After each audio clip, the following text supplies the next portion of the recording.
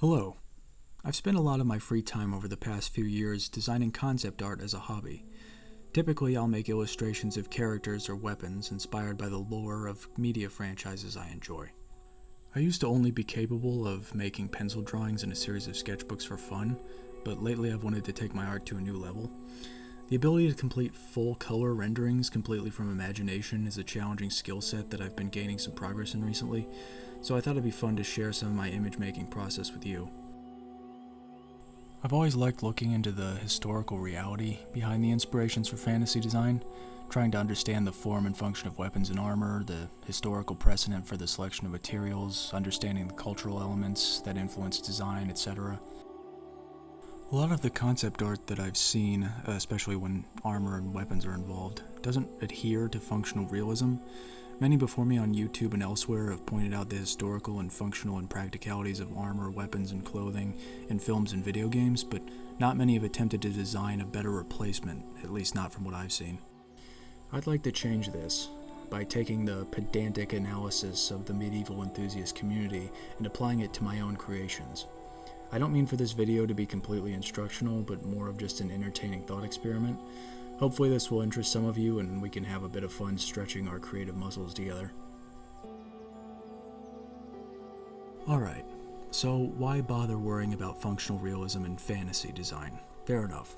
Not all fantasy styles need to take inspiration from historical sources to be internally coherent or artistically valid. In fact, many styles benefit from avoiding an attempt at realism altogether, as it allows for adherence to design concepts unconstrained from physical limitations. As a personal preference, however, I find that realism provides useful constraints, and constraints provide problems that need to be solved. Setting your creativity up for problem solving can have a tremendous effect on your ability to find an answer to a design hurdle. For example, if I'm struggling to find a good way to design the complicated waist area of a set of fantasy plate armor, what are my options?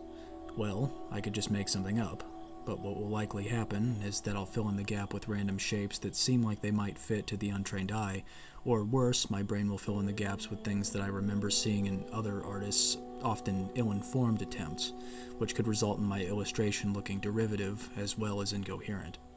However, if I choose to take a look at some sets of armor that actually existed, then I can set a baseline for my understanding of what I'm starting with, and make intelligent decisions on what needs to be changed from that baseline for the sake of my own design. But with the philosophizing out of the way, what will I be working on in this video? Well, today I want to have a go at designing a Nord, inspired by the Elder Scrolls series. I thought this would be a good place for me to start, considering I happen to know a lot about Elder Scrolls lore, as well as Skyrim being culturally significant enough for most of you to have a basic idea of what I'm working toward. Nords are interesting in that their representations in the game have some very trope-specific inspirations, such as classic sword and sorcery artwork like the Conan the Barbarian illustrations of Frank Frazetta, as well as being a representation of the fantasy barbarian as a whole. They also have many functional hang-ups, which will inform what I aim to change in my own interpretation. The plan is to make a spread of individual components of gear and garb to help me get a complete idea of the functionality of the design. I'm taking a lot of inspiration from illustrations that I've seen from artists like Angus McBride and Krista Hook that I remember looking at a lot when I was a kid. After that part is complete, and I have a good idea of the components I like the most, I'll make a final rendition of all the elements combined in a single painting of a character in gouache. So, what is a Nord and how do I draw one?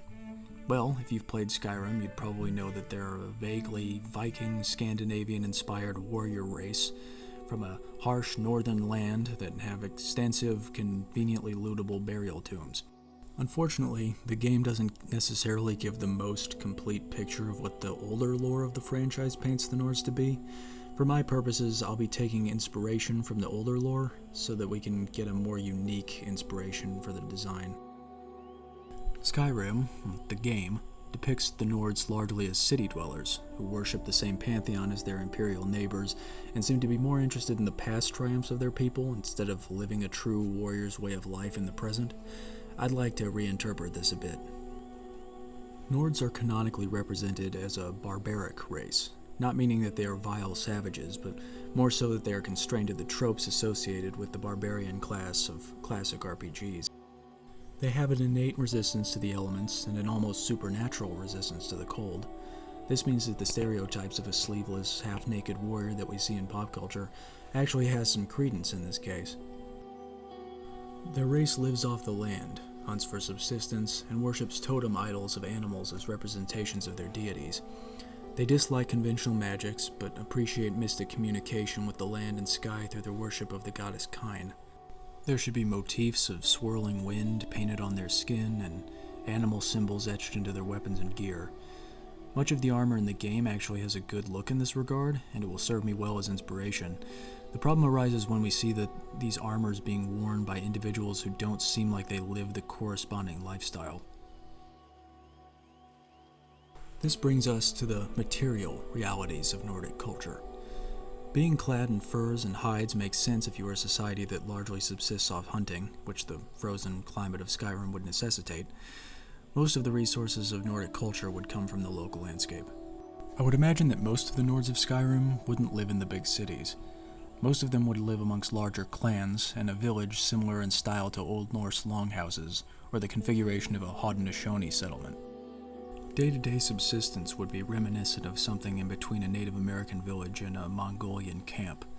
Many Native American cultures are especially useful to look at here because the lack of commonplace plant textiles made the wearing of animal skins ubiquitous. Nords living in the northern mountainous regions of Skyrim would have ready access to mammoths and mountain goats for much of their functional fur needs. They may also wear the pelts of wolves, saber cats, and frost trolls as a display of their hunting achievements. Metals and textiles would be harder to acquire. Many of these goods would have to be traded with the peoples of warmer climates, and as such should be used sparingly in the design. Textiles because of the crop-resistant climate, and metals because of the lack of industrial mining affiliated with subsistence living. Despite the lack of abundance, Nords are still famous for their steelcraft. I'd like to think that the limited access to metals would make their craft all the more ingenious to make the most of what they can get their hands on. Steelworks like armor plates and weapons would be cherished items passed down through the generations and taken as worthy prizes in battle. Only the most accomplished warriors in their society would have the privilege of wearing an entire set of steel. Individual pieces would be highly prized and crafted with great care. I can't imagine any solitary plate would go unadorned with some form of engraving, embossing, or inlay. Furs and hides wouldn't just be produced into shiny polished leather strips and fittings. They would be used as full-size pelts as often as possible to conserve material and reduce waste. Pelts could be quilted together and stuffed with animal hair to produce warm clothes and thick padding for armor and gambesons. An animal's bones, antlers, and horns would be used for tools and weapon handles. Trophies would be taken from kills to evoke the aspects of totem deities, to show their enemies that they have the fierceness of the saber cat they slew, or the cleverness of the fox whose skull now hangs from his belt. With these cultural considerations taken into account, let's take a look at the finished spread of gear. These are just a few representations of the possible kit that could be used by a Nord barbarian. Starting with the base layers, we have a sleeveless or short-sleeved tunic that would provide padding for the layers above. These would be made of quilted fabrics or simple tanned hides. Having exposed skin makes a degree of sense here, as Nordic frost resistance would accommodate this. Nords might sweat if they wear too many layers while being active, causing their garments to get wet. The cold can be dangerous, but being wet in the cold is worse. Chain or ring mail would be quite common amongst the Nords, considering the repairability and easy-to-tailor nature of this type of armor. It is easier to reconfigure the size of a mail shirt taken from a defeated foe in battle than it would be to resize a fully shaped breastplate after all. Here is an example of a quilted hide garment. This would be less labor-intensive to make than steel armor, and as such it would be worn by many warriors of all status levels. These garments could also be lined or backed in fur to provide comfort to the skin and even more padding. The steel components would largely consist of non-tailored plates that could serve multiple interchangeable configurations as they are passed from person to person as prized treasures. Not to mention that the piecemeal nature of the armor helps to aid the classic barbarian aesthetic. Remember that designing with realism in mind doesn't mean abandoning all of the tropes outright. Sometimes if you give it enough thought, you can find convincing reasons to justify these tropes, and combine practicality with the aesthetic of the fantasy inspiration. Imagine the colors, silhouette, and motifs you want in the design, and then think about realistic ways they can fit. I found that this gives a final look that combines the ostentatious qualities of fantasy with the grounded, true-to-life feeling that makes the viewer really resonate with the design. Skyrim's armors often have these large belts and baldricks worn in conjunction with the armor. I really like the way this gives an edge of machismo to the Nords. I can imagine that they would like to wear some of their most prized adornments on the belt, as it provides a good location for draping pelts, hanging trophies, and putting extra armor in front of vital areas. I've decided to focus some of the most ostentatious elements here. In contrast to the torso, the extremities would be comparatively less armored.